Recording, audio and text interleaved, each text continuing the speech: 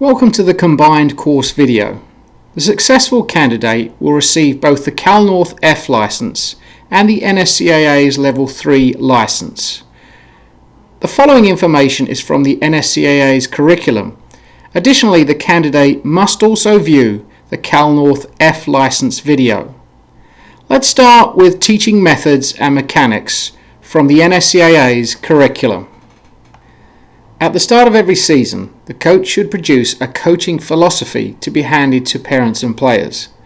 This document should include how the coach determines success. From this, performance-based goals and objectives can be established. An example might be, we aim to complete 60% of our passes in the opponent's half of the field. The coach should also determine success based on how many of their players return the following season. The coach should also commit to a high standard of conduct and consider the NSCAA's Code of Ethics. Here are some practical suggestions for coaches from the NSCAA's curriculum. Avoid a win-at-all-costs attitude. Transform parental pressure into parental interest, support and encouragement. Thirdly, avoid overtraining and long repetitive practices. Fourth, avoid using perfection as the standard for judging an athlete's performance.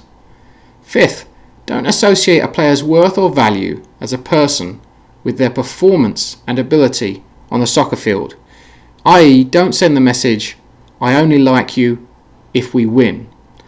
And finally, make sure that your non-verbal behaviours are congruent with your words and that the coaching is consistent across situations. For example, sulking after a loss even though the team played well, or being happy following a poor performance by a winning team. The NSCAA recommends introducing material to players in a progressive manner. A prepared training will have a warm-up or fundamental stage. It will have 2 to 3 game-related activities that develop the topic, and it will conclude with a game.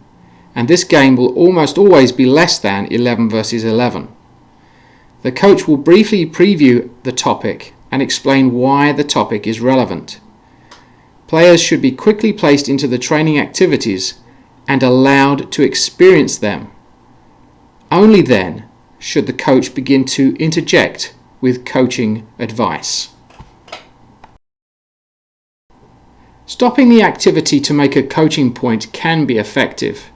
It can also disrupt the flow of the game and pause action for too long. Making a stoppage should involve a concise review of the correction, with a picture and an effective restart of the moment. A restart is well made if the coach identifies when the game is live off of their introduction of the ball and then steps out. Taking advantage of a natural stoppage disrupts the flow of the game far less, and when the coaching point is made quickly, the players are not interrupted from that flow. The coach may articulate their observation without needing to actively replay, or they can review the action concisely and clearly.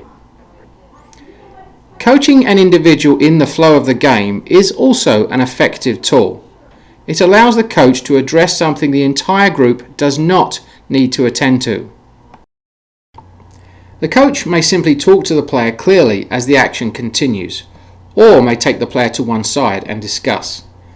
The player will respond positively to individual feedback if the information is clear and concise and given with the expressed intent of helping the player improve next time. Coaching in the flow should not be confused with commentating or cheerleading. Coaching in the flow allows the coach to support a player or players with information from the sideline. This method should be managed so as to be clear and relevant to the players. If the information is zoned out or redundant, the coaching is ineffective. Employing training activities that support your coaching is very important. It is recommended that the coach is clear on what they wish to get out of a session and the coaching points they wish to make. It is then up to the coach to devise activities that support the topic effectively. Next, a brief overview of tactics often taught in thirds of the field from the NSCAA's curriculum. Group tactics are usually taught in stages, which become more game-like in each stage. Firstly, in a confined space, where the first objective is possession, more suitable for a first stage for attacking than defending. Secondly, to a target within the confined space, with a counter-attacking option. Thirdly, to one goal, preferably a large goal with a goalkeeper, and also with a counter-attacking option. And finally, to one large goal with counter-attack option to a second large goal, promoting flowing, realistic play. Here are some tactical considerations for 7 vs 7 to 11 vs 11 play. Firstly, imprint positioning for the players. Emphasize the principles of play as it affects the team as opposed to the individual. Secondly, when your team regains possession, can they counter-attack? If not, can they build through possession? And finally, can they go forward if possible? If they cannot, then go backwards and change the point of the attack. How to create a lesson plan for the NSCAA's diplomas. Your lesson plan components will include technique. Skill is the technique applied. Tactics, decisions of the individual, group or team. Physical, specific to the game of soccer and the position played. And finally, psychological, individual and team responses to competition, adversity, success, etc. In future NSCAA courses, you will be expected to present a practice coaching session. The following information will help prepare you for this. Coaches will work in pairs to create a plan on a given topic and will then present on the field a part of that plan using the other coaches as players. The instructor will offer verbal feedback on the presentation. Each pair of coaches will have 2 topics to present, one technical-tactical and one tactical-technical. In preparation for the practice coaching, refer to the methods material and refer to the manual. Then develop your plan, visualize your plan in action, be clear, concise and relevant, stay on topic, try to demonstrate your teaching ability, try to demonstrate your knowledge, and finally try to identify relevant moments to coach. The NSCAA recommends introducing material to players in a progressive manner. A prepared training will include a warm-up or fundamental stage, 2 game-related activities that develop the topic, and conclude with a game. For the Level 6 diploma, the game will be at least 4v4 and no bigger than 6v6, including goalkeepers. Elements of your teaching or coaching plan should include the following: a diagram of the activity, give dimensions, coaching positions, keys of movement and passing arrows. Secondly, organisation and explanation, identify equipment needs, time allocation, how the play proceeds and restarts, and scoring conditions. And finally, coaching points, which is most important. List your coaching points clearly. They should progress and not simply read same as above. The fundamental stage or warm-up. For a technical topic, this stage of the plan should include good frequency or repetition in the technique identified. For a tactical topic, elements of movement and shape should be addressed. This stage of the session does not need to include opposition or direction or a restricted space, though it may. Activities 1 and 2 should be game-like and incorporate opposition, scoring for both sides, boundaries and direction, no later than activity number 2. The coaching points for the first and second activity should develop off those in the fundamental or warm-up stage. The middle stages of the 4-part plan should be considered game-related. The final activity on the coaching or teaching plan should be an even numbers game. In the organisation, conditions may be employed initially, such as touch limitations, neutral players or zones. However, the final activity should be unconditional play. The coach should observe the final game and assess the ability of the players in the topic of the training. If you continue with NSCAA course offerings, how will you be evaluated?